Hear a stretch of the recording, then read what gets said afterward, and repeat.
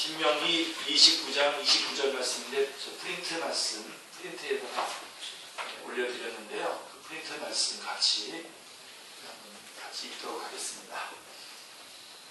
같이 읽겠습니다. 감추어진 일은 우리 하나님 여호와께 속하였거니와 나타난 일은 영원히 우리와 우리 자손에게 속하였나니 이는 우리에게 이 율법의 모든 말씀을 행하게 하십니다. 우리 청년들 가운데 읽을 거리 안 읽었다가 오늘 이걸 보면서 겸사겸사 읽을 수도 있겠네 이렇게 생각할 수도 있겠습니다. 우리는 지금 교리에 대해서 별로 중요하지 않게 생각하는 그런 시대에 살고 있습니다. 사실은 가장 지금 교회의 가장 큰 위기가 바로 여러 가지 것에서 찾지만 저는 여기서 찾습니다. 교리에 대해서 별로 중요하게 생각하지 않습니다. 자기들은 교리를 좋아하지 않는다고 당당하게 말하는 사람들도 있습니다. 이것은 아주 유감스러운 태도입니다. 성경 교리에 대한 강의나 설교는 한때 매우 일반적이었습니다. 항상 말씀을 공부하면 교리 공부를 함께 했었었는데 그 후에 비교적 이런 모습을 보기 힘들어졌습니다. 특별히 20세기, 21세기에 이르러는 매우 진귀해졌습니다. 그래서 이 교리 공부를 하는 것. 제가 우리 청년부에서 이 교리 공부를 하면서 놀랍다. 우리 청년들이 이거를 좋아하는 걸 보면서 참 놀랍다. 그런 생각을 갖습니다. 참 진귀해졌습니다. 성경 교리 공부에 대해서 분명히 정리해야 될 세 가지가 있습니다. 자, 교리 공부를 통해서 무엇을 하려고 하는가? 이게 제일 중요하죠. 교리 공부를 통해서 뭘 하려고 하는가? 그 다음에 교리 공부를 어떻게 하려고 하는가? 어떻게? 그 다음에 교리 공부를 왜 하려고 하는가? 라고 하는 세 가지 분명하게 정리해야 될 것이 있습니다. 자, 그러면 성경 교리란 무엇입니까?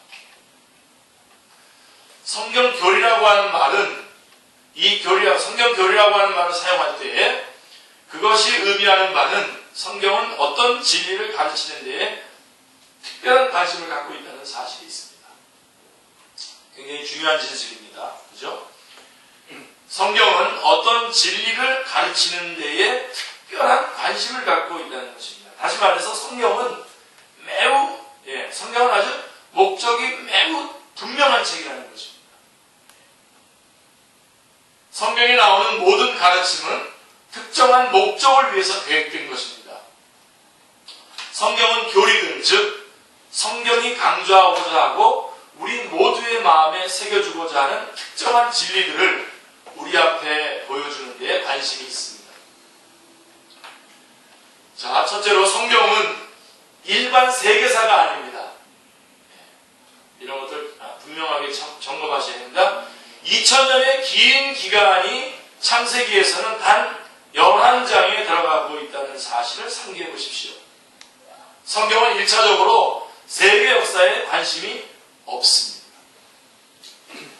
성경은 다른 목적을 갖고 있습니다. 두 번째로 성경은 하나님이 행하신 모든 것에 대한 완전한 역사가 아닙니다. 뒷면으로 말씀드립니다. 하나님은 성경에 언급되지 않은 많은 일들을 행하셨습니다. 성경은 성경의 목적과 계획을 드러내는 데 도움이 되는 특정한 사실들만 골라서 기록했습니다. 예를 들어 사복음서는 하나님의 아들이시며 우리 주님이시며 구세주이신 예수 그리스도의 완전한 전기가 아닙니다. 그래서 사실은 이런 예수님에 대해서 예수님을 하나의 인물로 보고 예수님의 전기를 쓰는 식으로 예수전 이런 거를 공부도 하고 여러 가지로 해서 복음서를 이렇게 짜맞춰가지고 다시 시대별로 이렇게 배열해보고 그랬지만 사실은 다 무의미한 것이 됐습니다. 지금은 그렇게 공부하는 사람들 거의 없습니다. 제가 학교 다닐 때만 하더라도 기독론도 배우면서도 또 예수님에 대한 예수전도 배웠어요. 예수님의 인간 예수를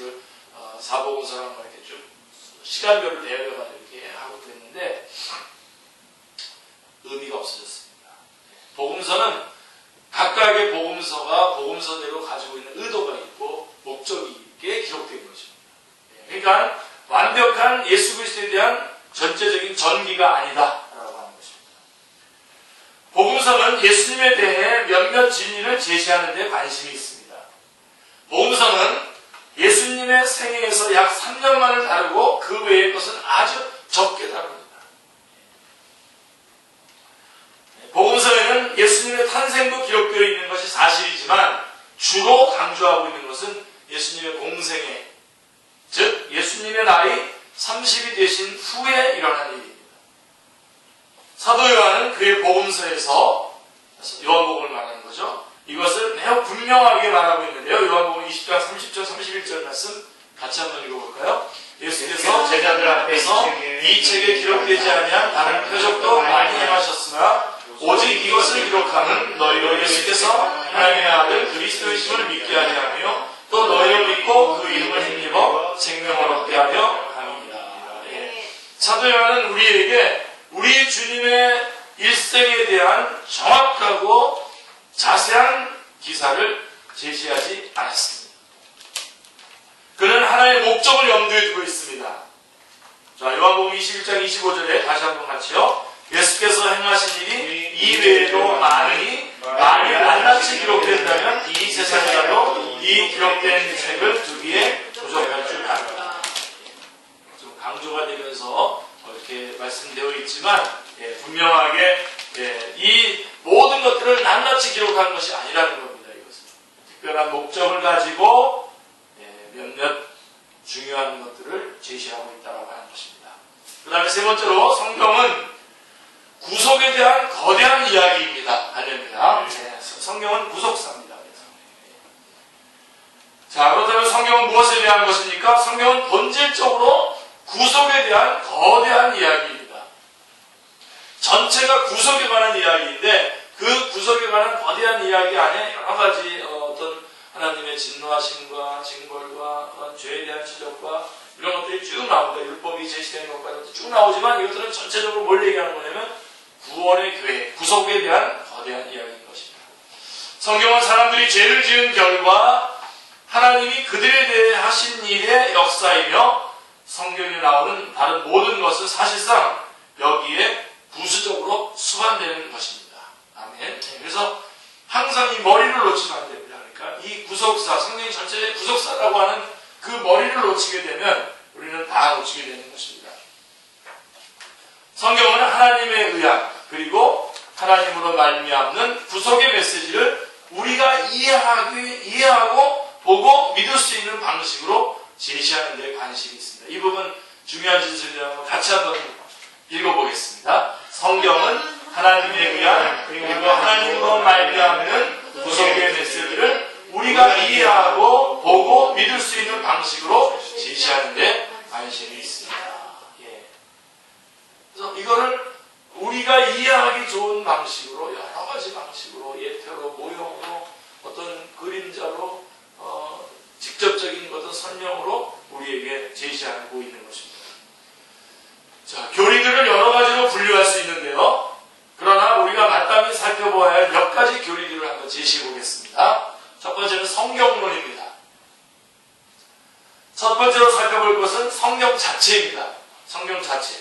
자, 왜 우리는 성경의 주의를 기울여야 하는가? 왜 우리는 성경에만 국한해서 살펴보아야만 하는가? 성경은 성경 자체에 대해 우리에게 무엇을 가르치고 있는가? 분명 우리는 이 질문에서 출발해야 됩니다. 너무나 중요한 질문입니다. 교리 공부에 있어서, 성경 공부에 있어서 아주 결정적으로 아주 제일 먼저 우리가 붙잡아야 되는 중요한 질문이 뭐냐면 왜 우리는 성경에 주의를 기울여야 하는가? 왜 우리는 성경에만 국한해서 살펴보아야만 하는가? 여러분 아주 귀에 딱지가 붙을 정도로 제가 이 말씀은 강조를 하고 있는 건데요. 그 다음에 성경은 성경 자체에 대해서 우리에게 무엇이라고 가르치고 있는가라고 하는 것입니다. 성경이 무엇이며 성경이 성경에 대해 스스로 무엇이라고 주장하는지 분명히 알지 못한다면 성경의 교리들을 고찰할 수 없습니다. 그래서 성경론, 그 다음에 두 번째가 뭐냐면 신론입니다. 신론. 성경을 우리의 권위, 우리의 기준으로 받아들이고 나면, 그래서 성경론을 통해서 성경을 우리의 권위의 기준으로 받아들이고 나면 우리는 언제나 다른 모든 교리보다도 우선해야 되는 위대한 교리에서 출발하게 되는데, 그것은 바로 하나님에 대한 교리입니다. 신론이죠. 창세기 1장 1절에도 태초에 하나님이라고 이렇게 시작하고 있습니다. 우리는 여기에서 하나님을 만납니다. 태초에 하나님이 하는 창세기 1장 1절에서 우리는 하나님을 만납니다. 이것은 하나님의 계시입니다. 할렐루야. 그러므로 성경으로 나올 때 우리는 하나님에 대한 진리를 배우며 그것이 바로 신론입니다. 그리고 또 세 번째가 이제 인간론이죠. 인간에 대한 교리입니다. 성경의 일부는 우리에게 구속에 대해서 가르치는 것이며, 구속은 하나님이 누구에 대해서요? 인간에 대해서 하고 계시는 계시인 것입니다. 하나님이 인간에 대해 하고 계시는 일, 그것이 바로 구속이죠. 뒷면으로 가시면, 자, 이것이 인간론이고요. 그 다음에 뭘 배워야 되겠습니까? 그 다음에 뭘 점검해야 되면 기독론입니다. 그 다음에 우리의 주님이시며 구세주이신 예수 그리스도에 대한 교리인 기독론입니다. 왜냐하면 결국 모든 구속은 예수 그리스도 안에 있으며, 아멘, 오직 예수 그리스도 안에만 있기 때문입니다. 구약의 모든 사건은 예수 그리스도를 바라보고 있는 것이죠.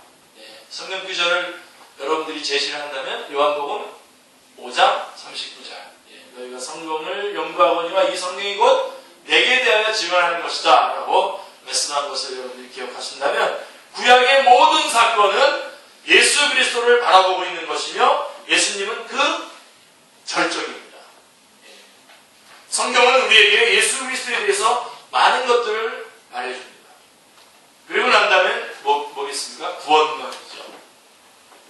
하지만 어떻게 구속이 적용되었는지 알고 나서 우리 마음에 떠오르는 그 다음 문제는 이 교리가 어떻게 우리에게 적용되는가 하는 것입니다. 성경에는 이에 대한 위대한 가르침이 들어있습니다. 그것은 적용된 구원의 교리, 즉 구원론입니다. 그 다음에는 교회론이죠. 우리가 구속받을 때에 우리에게 어떤 일이 일어납니까? 우리는 교회에 들어와서 그리스도의 신비로운 몸의 지체가 됩니다. 이 교회에 대해서 요즘 제가 또 여러 가지 이렇게 책도 보고 이렇게 하는데 참 너무 감사합니다. 교회에 대해서 고린도 교회를 향해서 사도 바울은 뭐라고 얘기하는, 하나님의 교회라고 말했어요. 1장 2절에 하나님의 교회. 자, 그래서 그리고 우리는 이 하나님의 교회가 되어서 그 몸의 지체가 되는 것이죠. 그래서 우리는 성경이 교회에 대해서 뭔가를 말해주려고 기대하게 되고, 성경은 실제로 그렇게 하고 있는 것입니다. 이것이 에클레시아에 대한 교리, 즉 교회론입니다. 그 다음에는 종말론. 아주 굵직한 것만 지금 얘기하는 겁니다. 그 다음에 자연스럽게 이런 질문을 던지게 되죠. 북쪽으로 가게 되면 여기에 구속받은 자들, 그리스도의 지체요, 그의 몸된 교회의 지체인 우리가 있습니다. 무엇을 위한 일이며 우리에게 어떤 일이 벌어질 것인가? 우리는 어떻게 될 것인가? 성경은 이 점에 대해서도 우리의 궁금증을 풀어주고 있습니다. 즉 성경에 종말론이라고 하는 마지막 일들에 대한 교리가 있기 때문입니다. 자, 그래서 모든 성경의 가르침은 우리를 웅대한 결정과 완성으로 이끌고 있습니다. 아멘. 자, 몇 가지 결정적인 일들, 마지막에 될 일들이 아직 남아있으며 성경에는 그것에 대해서 많은 것이 기록되어 있습니다. 자, 그러면 크게 두 번째로 어떻게 성경 교리를 공부할 것인가? 우리는 성경 교리를 공부하는 것이 무엇인지 잘 정리하고 그 마음속으로 분명히 정리하는 일에 주의를 기울여야 합니다. 왜 그러냐면 이 부분에 많은 오해가 있기 때문입니다. 자, 분명하게 말씀드립니다. 첫째로 교리 공부는 신학 공부와 같습니다.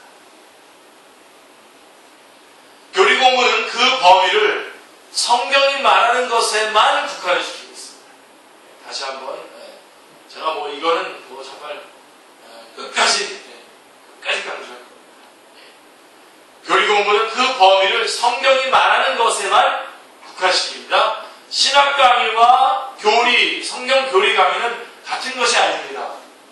신학은요, 더 넓은 분야를 다루고 있습니다. 먼저 신학에서는요, 하나님이 성경에서 자신을 제시하셨을 뿐 아니라 역사에도 계시하셨다는 말로 시작을 합니다.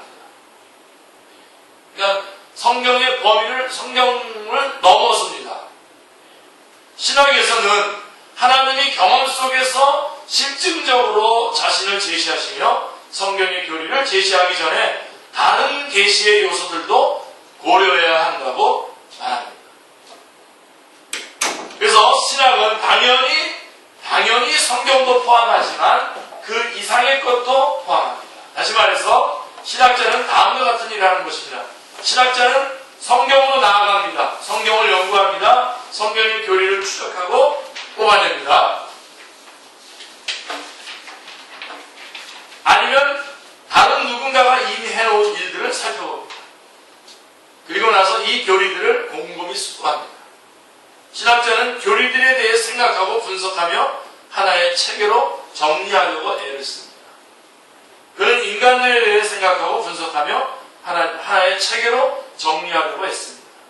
그는 인간의 생각과 사고의 철학도 도입합니다. 다르죠? 우리 교리 공부는 철학을 도입하지 않습니다. 우리의 생각을 집어넣거나 우리가 지난날에 가지고 있었던 어떤 관습이라든가 그런 것들에 의해서 성경을 이렇게 정리하고 나오지 않습니다. 그런데 신학은 인간의 생각과 사고의 철학도 도입을 합니다. 이 모든 것을 한데 결합해서 성찰한 결과의 마지막 산물이 바로 신학입니다. 우리는 신학을 믿지만 교리 공부는 이런 신학의 작업을 하려는 것이 아니라는 사실을 여러분들이 기억하시기 바랍니다. 누군가가 하나님의 실존에 대한 증거들이라는 제목으로 강의를 한다면 그것은 기독교 신학에 대한 강의이지 성경 교리에 대한 강의는 아닌 것입니다. 성경에서는 하나님이 실제 하신다라고 하는 증거를 발견할 수 없기 때문입니다. 자, 하나님의 실존에 대한 증거들이란 이런 것들인데요. 첫째로 몇 가지를 좀 우리 교리 공부에서 범위를 넘어가지만 우리가 어떤 것들을 공부하는지를 얘기하는 거기 때문에 분명하게 구분하기 위해서 자, 사람들은 그저 자신의 양심을 들여다봄으로써 하나님에 대한 믿음에 도달할 수 있다고 주장합니다. 하나님의 실존에 대한 증거들인데요. 첫 번째, 그래서 우리는 스스로 이렇게 말합니다. 나는 생각한다. 고로 무엇이 반드시 존재한다. 나는 하나님에 대해 생각해. 하지만 그런 개념은 분명 어딘가에서 비롯된 거야. 내 생각에 걸맞은 뭔가가 있어야 해. 그러므로 하나님은 계셔야 하며 반드시 계셔. 이렇게 하는 거죠. 이렇게 해서 실존을 증명합니다는 우리 교리 공부는 근데 이렇게 증명하지 않습니다. 이렇게 하지 않습니다. 그 다음에 두 번째로 자연에서 논증을 취합니다. 자연. 처음에는 양심을 들어서 하나님의 실존을 증거한다면 두 번째는 자연에서 논증을 취하는데 그들은 말하기를 자연에 나타나 있는 질서와 디자인을 보면 그것이 모두 어딘가에서 왔다고 창조자가 있음이 분명하다고 말하게 된다고 말합니다. 대단히 훌륭한 논증입니다. 실제로 이런 시각 공부를 하게 되면 첫 번째 시간에 시각 서론 그런 시간에 이런 것들을 쭉 제시합니다. 쭉 공부를 합니다. 혹시 우리 여기 비록 종교음악과는 다녔지만 이런 거를 아마 결혼을 들었을 텐데 전혀 못 들었는 듯한 표정으로 제가 계신 분들이 계시네요. 네. 그 다음에 세 번째가 이제 이런 도덕적 논증입니다. 도덕적 논증. 우리는 이 세상에 좋은 것과 더 좋은 것이 있음을 인정합니다. 그리고 그것은 어딘가에 가장 좋은 것이 있다는 것, 절대로 완전함이 분명히 있다는 것을 시사해 줍니다. 이것은 하나님의 실존에 대한 도덕적 논증이라고 부릅니다. 죄 없으시고 모든 것에서 가장 완전하신 분이 계시기 때문에 우리가 지금 이렇게 살면 안 돼. 이런 것은 바로 하나님이 계시다는 증거야. 이런 식으로 하는 거죠. 하지만 성경은 결코 이런 일을 하지 않습니다.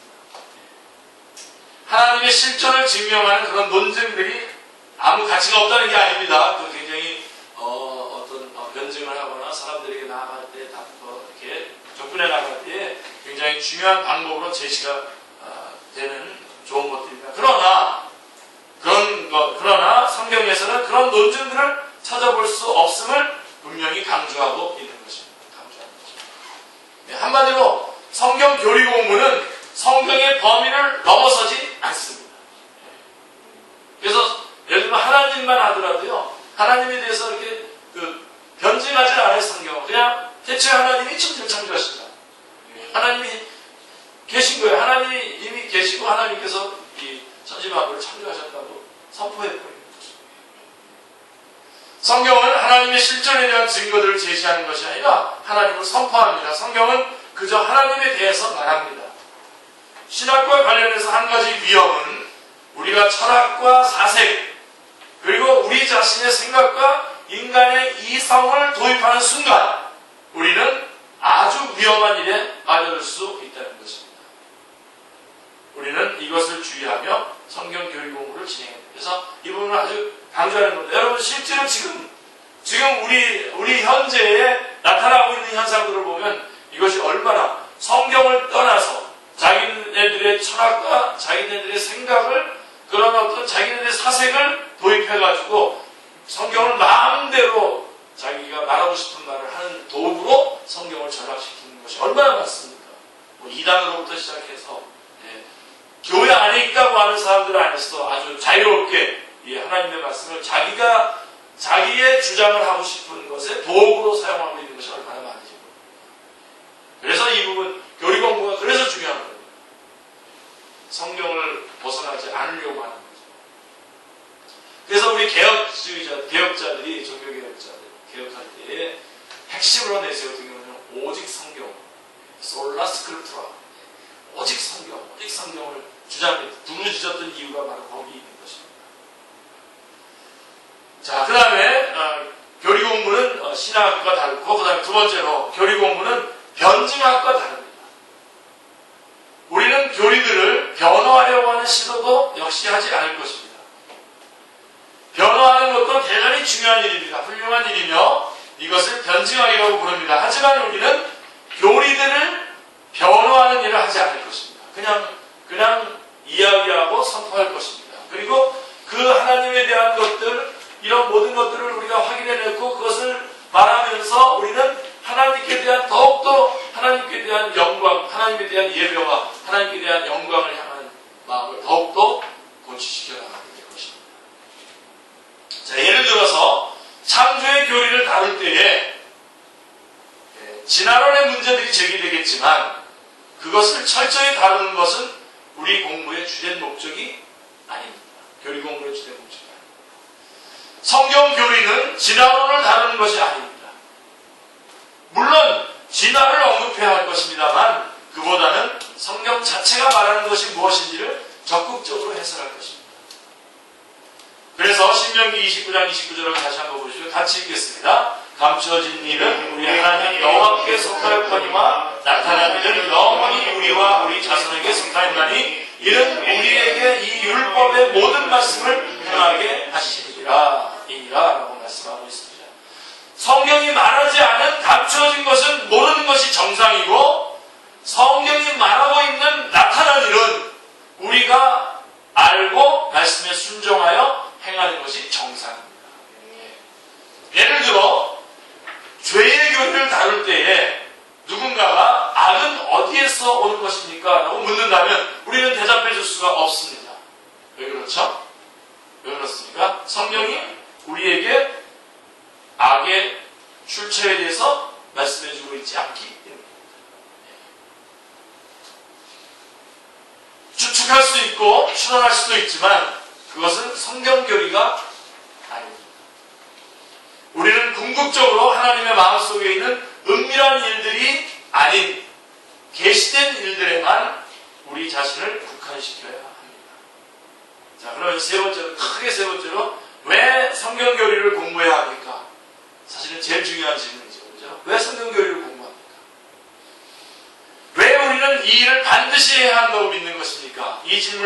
몇 가지 대답이 있는데요. 첫 번째로 성경이 교리를 말하고 있기 때문에 그렇습니다. 성경이 교리를 말하고 있습니다.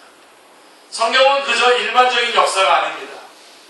성경의 관심은 특정한 진리들을 우리에게 분명히 제시하는 것인데 그 진리들이란 교리를 말하는 것입니다. 따라서 성경을 올바르게 읽는다는 말은 교리에 대해서 숙고한다라고 하는 것을 의미하는 것입니다. 성경은 우리 자신이 그 교리를 이해하기 원합니다. 다시 말해서 내가 성경을 대단히 잘 알 수 있으나 그 교리들을 이해하는 것이 얼마나 중요한지 깨닫지 못한다면 성경에 대한 내 지식은 내게 전혀 쓸모가 없는 것입니다. 그러니까 교리로 정리가 되지 않으면, 교리로 의도되지 않으면 그것이 우리에게 전혀 쓸모없는 것이 될 수가 있다는 것입니다. 그래서 구약의 선지자들이 교리를 설교했어요. 우리는 구약 성경에서 선지자들에 대해서 읽을 수 있습니다. 그들이 무엇을 하고 있습니까? 선지자들은 교리들, 특히 율법에 대한 교리를 붙잡고 있었으며 그 교리들을 역설했습니다. 그들은 율법을 적용하고 있었습니다. 그들은 유대 민족에게 가서 이렇게 말했습니다. 너희 백성아, 너희 율법을 소유하고 있기 때문에 율법을 알고 있다고 생각하지만 그렇지 않다. 율법이 너희에게 보여주고 있는 이 사실을 너희는 이해하고 깨달아야만 한다. 선지자들은 백성에게 교리를 설교하는 것입니다. 또 주님께서 교리를 설교하셨습니다. 우리 주님 스스로도 이 일을 하시지 않았습니까? 주님이 산상설교에서 정말로 하셨던 일이 바로 이 일이 아니라면 무엇이란 말입니까? 주님은 말씀하셨습니다. 무엇 하였다는 것을 너희가 들었거니와 나는 너희에게 이르노니 하면서 율법의 말씀. 다시 말해서 주님은 율법을 취하셔서 그것을 교리의 형태로 해석하셨습니다. 우리 주님이 그렇게 하셨어요. 그래서 우리가 산상수훈의 말씀을 우리가 마태복음 5장부터 7장까지 산상수훈의 말씀 속에서 그 내용 중에서 가장 중요하게 다루어야 될 부분이 뭐냐면 바로 주님께서 이렇게 율법에 대해서 교리적으로 해석을 해냈다는 것입니다. 해석해 주셨다는 것입니다. 주님은 교리를 설명하셨습니다. 주님은 그저 율법을 일반적으로 아는 것만으로는 아무 소용이 없다고 말씀하셨습니다. 그것이 정확하게 무엇을 말하는지 알아야 한다는 것입니다. 주님께서는 원리들을 뽑아내서는 그것을 적용하고 시행하셨습니다. 그 다음에 사도들도, 선지자들뿐만 아니라 예수님도 그렇게 하셨고 사도들도 교리를 설교했습니다.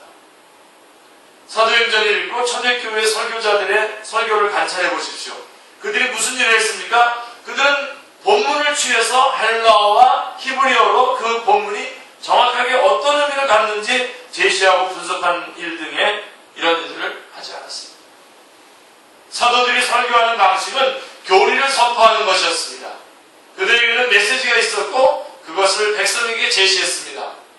그들은 이것이 교리라는 것을 보여주기 위해 성경을 사용했습니다. 물론 그것이 바로 설교의 의미입니다. 설교는 그겁니다. 그죠? 설교의 목적과 기능입니다. 이것이. 설교는 단순히 사람이 자신의 생각을 표현하는 기회가 아닙니다. 아멘입니까? 네, 여러분 완강하게 이런 것들을 이제는 거절할 수 있어야 됩니다. 제가 지금 싸움 붙이는 거죠 지금? 네, 그게 아니라 너무 안타까워요. 우리들의 지금 강단이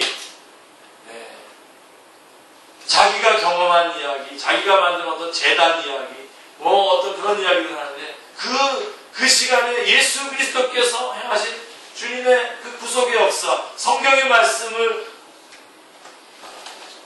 이렇게 교리로 성경이 목적하고 있는 바를 들춰내어서 가르쳐 주는 것. 그것이 중요한 거죠. 그것이 설교죠. 너무 안타깝습니다.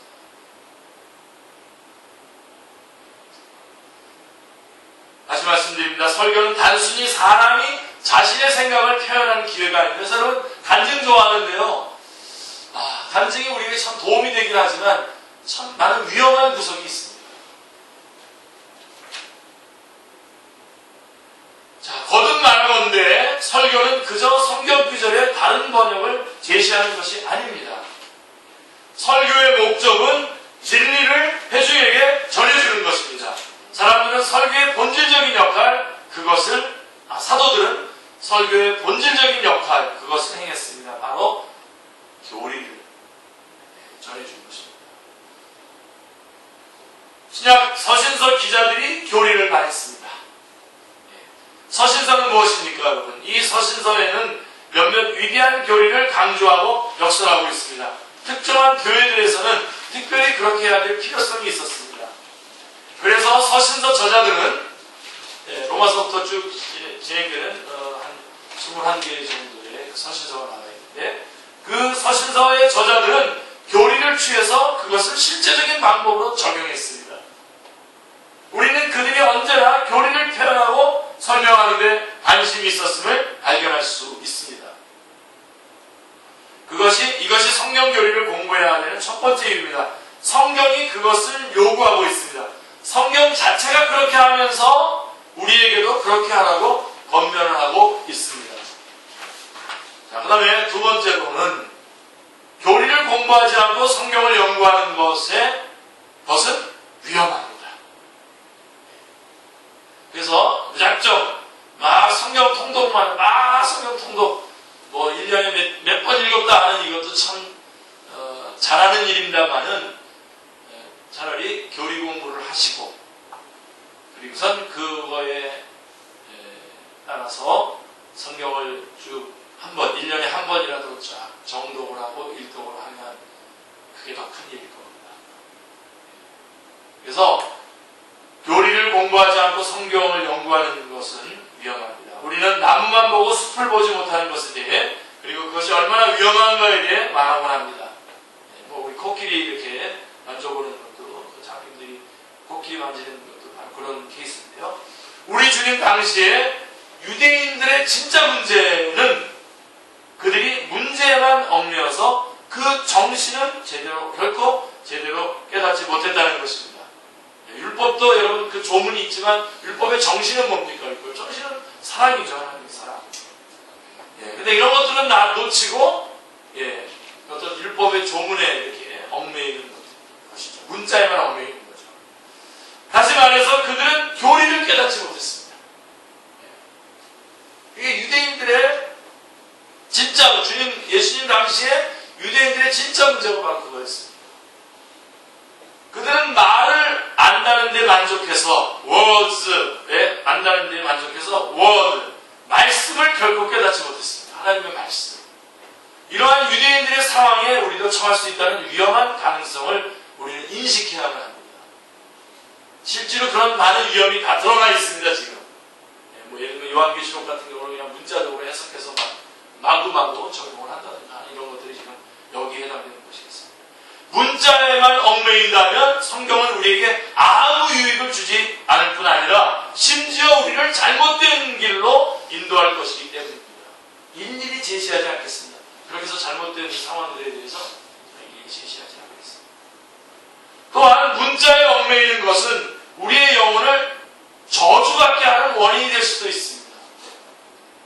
성경을 공부하고 나서도 교리에 도달하지 못한다는 것은, 보편적인 진리에 도달하지 못한다는 것은 그 연구가 전혀 유익이 되지 않았음을 의미하는 거죠. 그러니까 여러분, 우리는 성경을 보면서 우리 이 성경의 기록은 지금 두 가지 상황이 같이 겹쳐지는 거 아니라, 우리가 지금 살고 있는 한국에서 지금 이렇게 한국말을 쓰는 사람으로서, 한국 문화를 가지고 있는 사람으로서 지금 이 성경 말씀을 대할 때 성경이 기록된 그때 당시의 그 상황과 문화와 이 많은 것들에게 거기에 녹아져 있는 말씀을 우리가 보는 거 아닙니까? 그렇죠? 그렇기 때문에 우리는 우리의 상황도 걷어내고 이쪽의 상황도 걷어낸 원래 하나님이 우리에게 말씀하시려고 하는 보편적인 진리를 성경에서 찾아내지 않으면 전혀 다른 얘기를 하게 되는 겁니다. 이런 문화적인 리인터프리테이션을 해내지 않으면 안 되는 겁니다. 그것이 바로 보편적인 진리를 찾는 것이고, 그게 바로 교리를 찾는 것입니다. 우리 여러분 큐티 하는데, 여러분 큐티 그렇게 초보적인 사람들이 하는 것이 아닙니다. 이 큐티라는 것이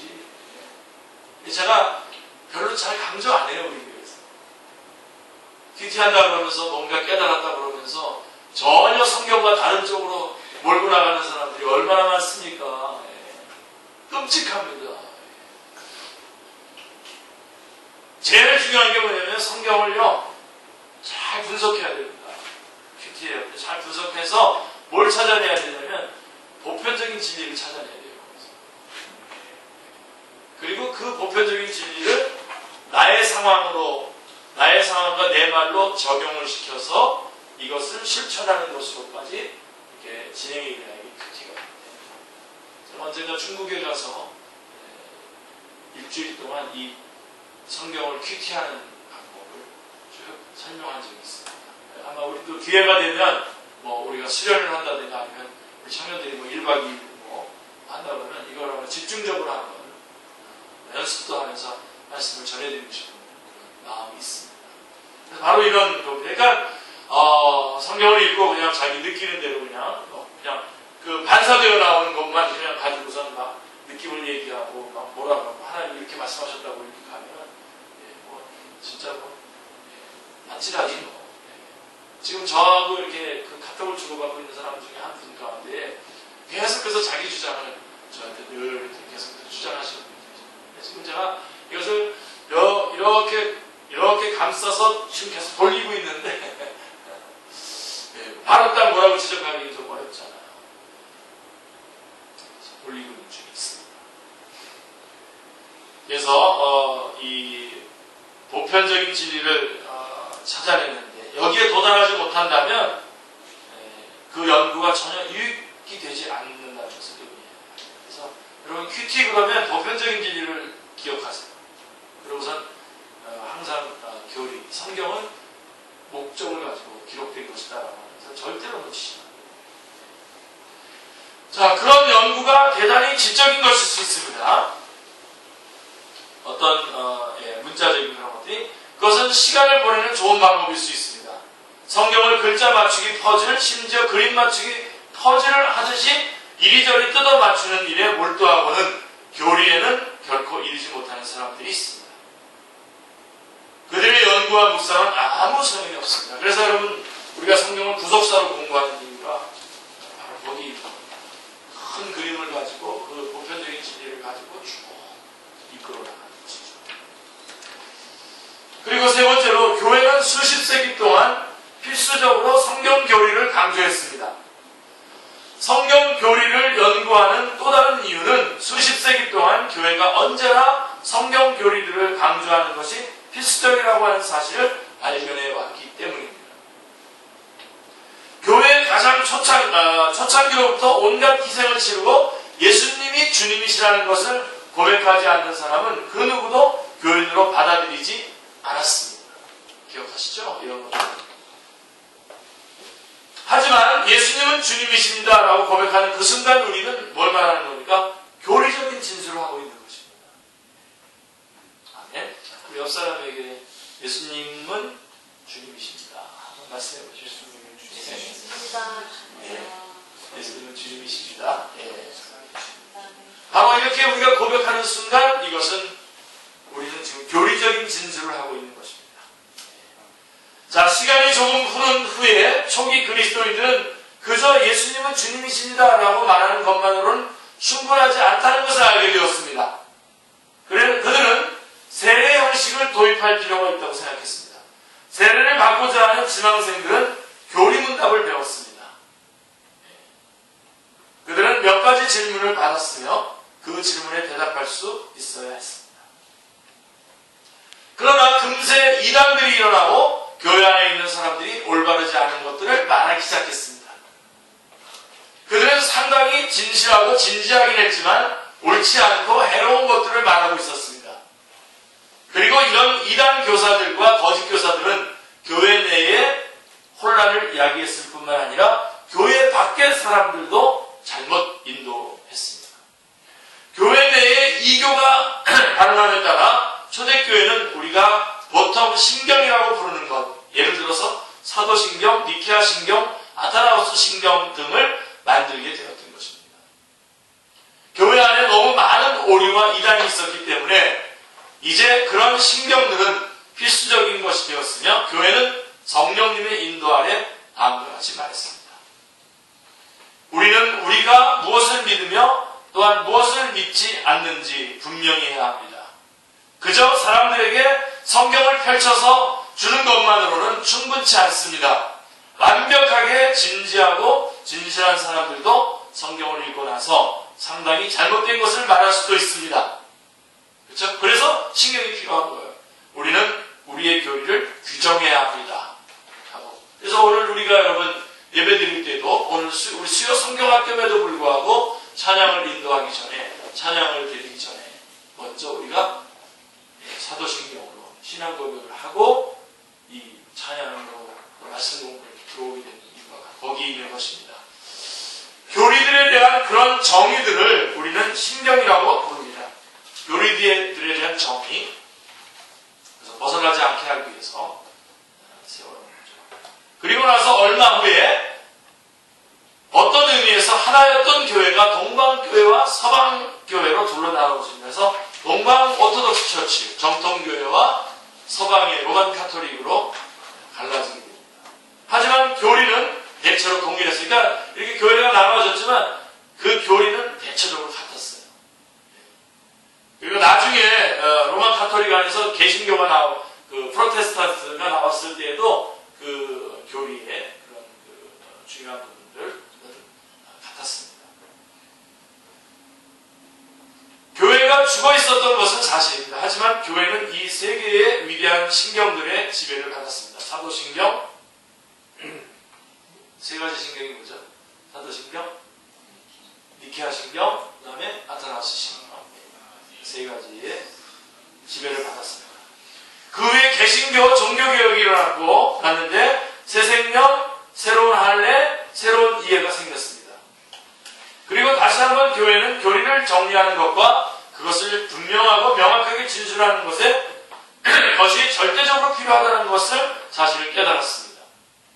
그래서 개신교도 간에 흔히 위대한 신앙 고백이라고 불리우는 것들이 나오게 된 것입니다. 이들은 성경 교리들을 함께 열거하고 해설해 놓은 것일 뿐입니다. 그 지도자들은 다시 한번 사람들에게 성경을 펼쳐주는 것만으로는 충분하지 않습니다. 우리는 그것을 인도해야 합니다. 우리는 그것을 도와야 합니다. 그들은 길을 잃기 쉽기 때문에 우리가 하나님에 대해서 어떤 것을 믿고 어떤 것을 믿지 않는지를 말해주어야 합니다. 그리스도에 대해, 교회에 대해, 그 외에 다른 것들에 대해 말해줘야 됩니다. 라고 말했던 것입니다. 17세기에 웨스트민스터에서 작성되어서 웨스트민스터 신앙고백이라고 불리는 위대한 신앙고백이 있습니다. 그것은 스코틀랜드 교회와 전 세계 모든 곳에 있는 장로교회의 신앙고백입니다. 이 모든 신앙고백들 및 그에 수반되는 교리문답들은 교회 안의 사람들로 하여금 무엇을 믿어야 하고 무엇을 믿지 말아야 하는지 정확하게 알게 하고 그 믿음의 이유가 무엇인지 알도록 하기 위해서 성경 교리를 진술하는 것일 뿐입니다. 그것들은 모두 우리를 믿음 안에서 든든히 세우기 위해, 그리고 우리가 어디에 위치하고 있는지를 정확하게 알 수 있도록 하기 위해 만들어진 것입니다. 교회의 초기 시절에 이 모든 것이 필요했다면, 종교개혁 시절과 17세기에 이것이 필요했다면 분명히 그것은 지금 현재 이 순간에도 긴급하게 필요한 것이 아니겠습니까? 그렇죠? 오늘 이 시간에도 우리 이 순간에도 우리 이 땅의 한국교회 안에도 지금 이 시간에도 우리 축제교회 안에도 긴급하게 필요한 것입니다. 오늘날 교회는 사이비 종교들에 둘러싸여 있습니다. 이 사람들은 우리의 문 앞에 와서 그들 말로는 성경을 가지고 말합니다. 그들은 우리가 가르치는 성경을 자기도 믿는다고 말합니다. 자, 크게 세 번째로, 죄송합니다. 그들이 말을 하는 순간 우리는 본능적으로 뭔가 잘못되었다고 느끼지만 그들에게 대답을 제대로 하지 못합니다. 왜 그렇죠?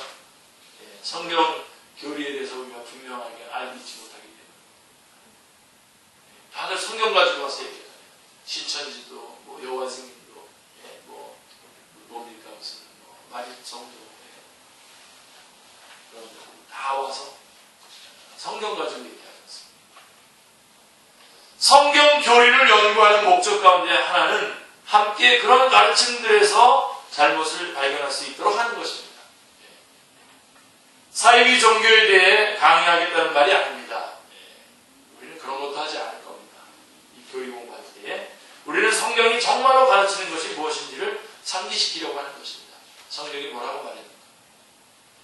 그것을 확실하게 파악하고 알게 되면 우리에게 제시되는 다른 모든 가르침을 평가할 수 있게 됩니다.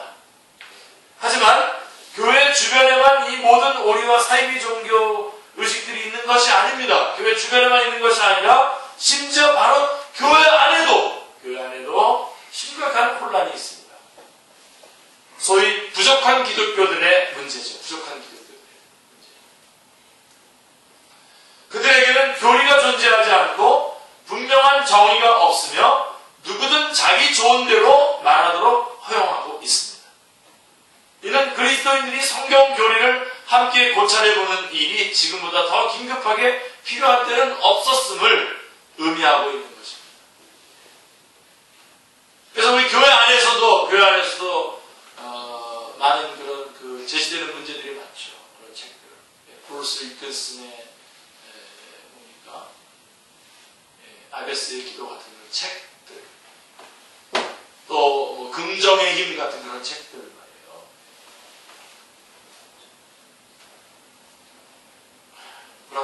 그런 책들과 이런 것들이 교회 안에서 목사님이 자기네 교인들한테 막 다 선물한 것들 아니에요. 그 책들 다 선물하고 40일간 또 릭 워렌의 목적이 이끄는 삶 같은 책 같은 거 가지고 온 교회들이 얼마나 열심을 내고 했습니까?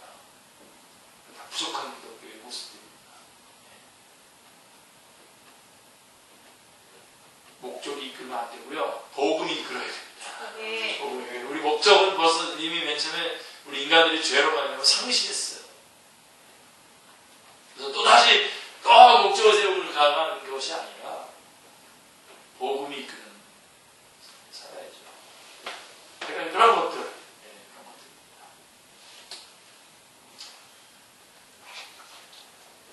것들입니다. 우리가 어떤 토대에 서 있는지 알아야 하며 우리를 공격하기 위해 오는 모든 원수, 모든 교활한 원수, 우리의 영혼을 멸망시키기 위해 광명한 천사로 가장하고 오는 마귀가 사용하는 모든 계략을 알아야 합니다. 그리고 네 번째로 성경 교리 공부의 목표는 하나님을 알며 하나님의 임재에 들어가는 것입니다. 이 말씀을 하고 싶었습니다. 여태까지. 이제 마무리를 해야 되는데요. 이 교리를 우리가 함께 고찰해보고자 할 더 고상한 이유가 있는데 그게 뭡니까? 우리는 이 교리 공부를 통해서 하나님을 더 알고 하나님의 임재 안에 깊이 들어가려고 하는 것입니다. 궁극적으로 교리 공부는 하나님을 참으로 알며 아멘, 하나님의 영광스러운 임재에 들어가며 아멘, 우리에 대한 하나님의 길이 얼마나 경이로운가를 알게 하는 유일한 방법입니다. 그렇습니다. 계속 성경을 읽고 연구하십시오. 하지만 세부적인 것들에 매여 헤매지 마십시오. 이 위대하고도 강력한 교리의 최고 봉들을 뽑아내어 그것들을 통해 하나님이 누구이시며 우리의 죄에도 불구하고 하나님이 자신의 사랑하시는 아들 안에서 우리를 위해서 하신 일이 무엇인지 깨닫도록 하십시오. 우리는 예전에 없던 어떤 지적인 지식이나 정보를 얻기 위해서 이 공부를 하는 것이 아닙니다. 사도 바울은 지식은 교만하게 하며 사랑은 덕을 세우나니라고 말씀하고 있습니다. 우리는 하나님을 아는 일에 관심이 있습니다. 그것은 예배입니다. 성경에 대한 고찰은 언제나 예배이며 성경과 그 가르침에 대하여 다른 교과서들에 대해 하는 것과 같은 방법으로 접근하는 것처럼 위험한 일은 없습니다. 사람들이 신학교에 들어가서 종종 잘못되는 경우가 있습니다. 왜냐하면 그들은 성경을 마치 하나의 교과서인 양 접근하기 때문입니다. 그들은 너무 자주 이 위대한 교리를 마치 그것이 인간의 사상과 아이디어인 것처럼 접근을 합니다. 그들은 언제나 예배와 경외하는 마음으로 교리를 대하지 않습니다. 그들은 번역과 지식에 관심이 있습니다. 그것들이 꼭 필요한 것이긴 하지만 거기서 그쳐서는 안 됩니다. 성경 교리는 연구 주제가 아닙니다. 우리는 교리를 알기를 소망해야 되지만 그 이유는 뭡니까? 그것을 배운 후에 그 지식으로 교만해지거나 지적 흥분을 느끼는 것이 아니라 위대하신 하나님의 영광을 이전에는 알지 못했던 더 온전한 방식으로 바라보게 됨으로 인해서 하나님께 예배와 찬양과 경배로 더 가까이 나아가고자 하는 것이 되어야만 합니다. 하나님이 우리로 하여금 이 일을 할 수 있도록 하시고 이 교리들로 인해서 우리 모두가 오직 한 분이신 참되고 살아계신 하나님과 그의 보내신 자 예수 그리스도를 알게 되기를, 그리고 그 결과 우리 모두가 소생하게 되기를 기도합니다. 그리하여 또한 우리 및 우리와 같은 사람들을 통해 모든 교회가 소생하고 우리 가운데에 하나님의 영광스러운 능력이 나타나는 것을 다시 한번 목도하기를 소망합니다. 그래서 우리는 이 말씀을 대할 때 항상 그래서 경건하게 접근하게 되고, 이 하나님을 알면 알수록 하나님의 임재 안에 들어가게 되고, 하나님께 대한 터져나오는, 우리 안에서 터져나오는 그 예배, 영광을 돌리게 되는 것입니다. 이것이 교리 공부의 아주 결정적으로 중요한 목적입니다. 하나님을 예배하는 것, 하나님께 영광을 돌리는 것. 정말 온전한 방법으로 예배를 하고 온전한 방법으로 하나님께 영광 돌리는 것. 그것의 목적이, 그의 목적이 바로 교리 공부입니다. 저는 교리 공부 짬짬이 시간 날 때마다 제가 여러분에게 전체적인 전 수요성경학교 때 가끔씩 특강하도록 하겠습니다. 기도하겠습니다.